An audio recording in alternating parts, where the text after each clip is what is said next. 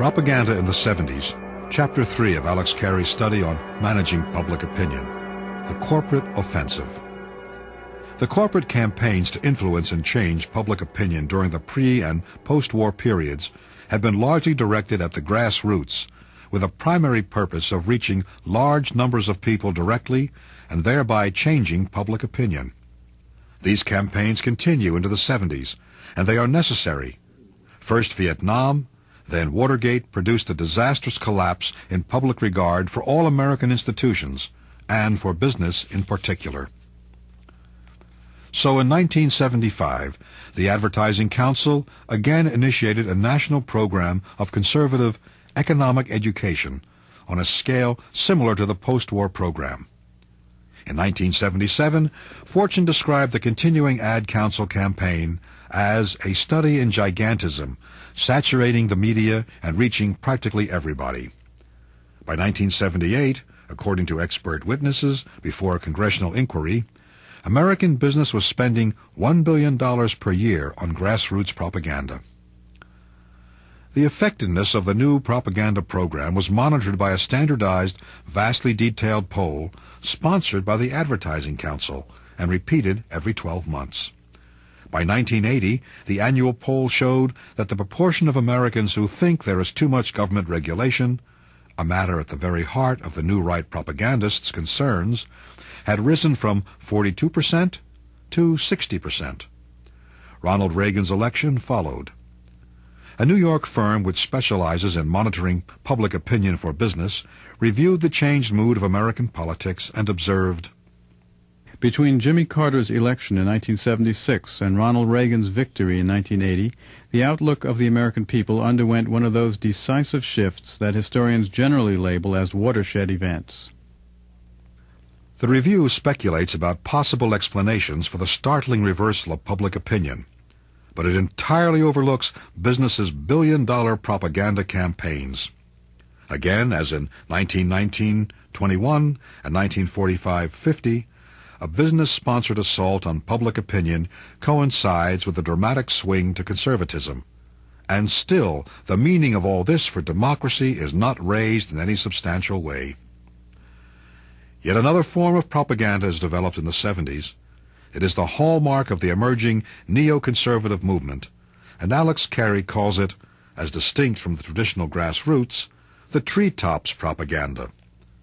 What you're about to hear now is a chapter on think tanks and their role in the election of Ronald Reagan, from Alex Carey's study, Managing Public Opinion, the Corporate Offensive.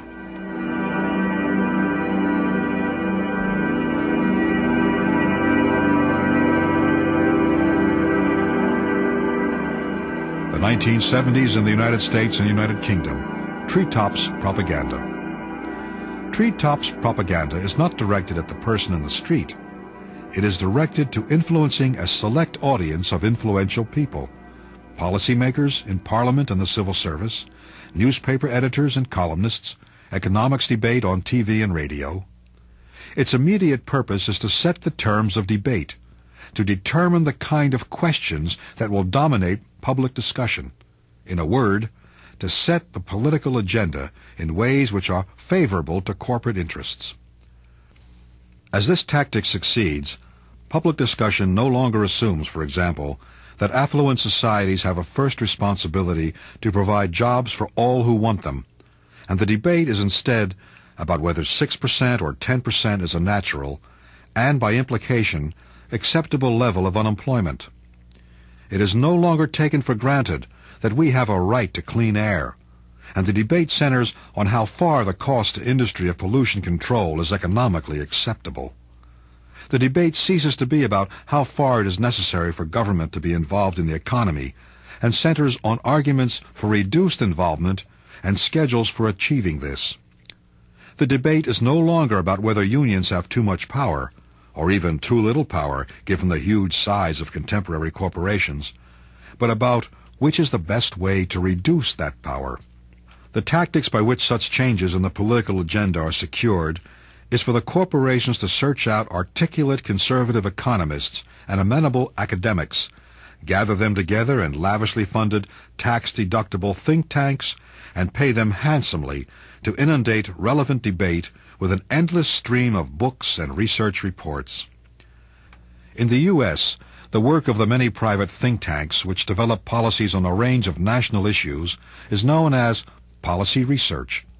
Such organizations have been around for a long time, some more right-wing, like the Conference Board and the Hoover Institution, others less right-wing, like the Brookings Institution and the Committee for Economic Development.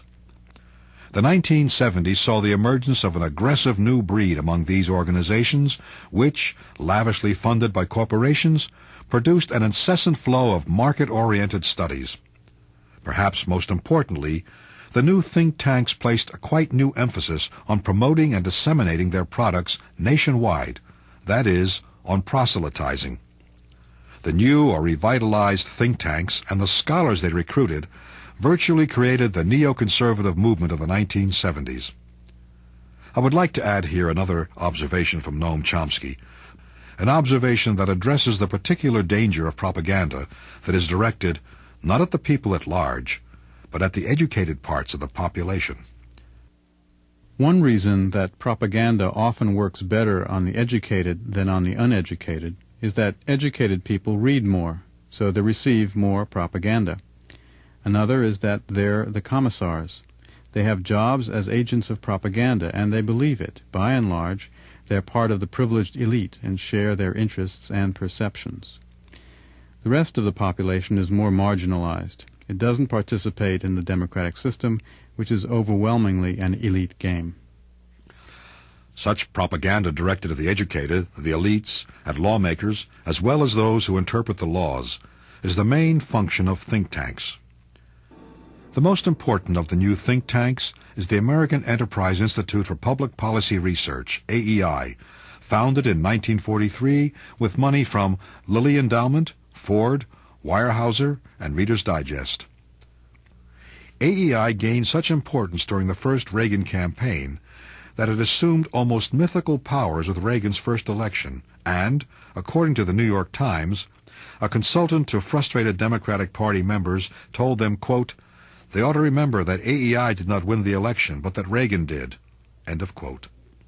Reagan himself, however, gratefully acknowledged the support he had received from AEI. One of the first visits he paid to anyone after his election was to the AEI, where he received a standing ovation. Reagan addressed the meeting and said, quote, "I just want you to know that we'll be looking closely at your observations and proposals.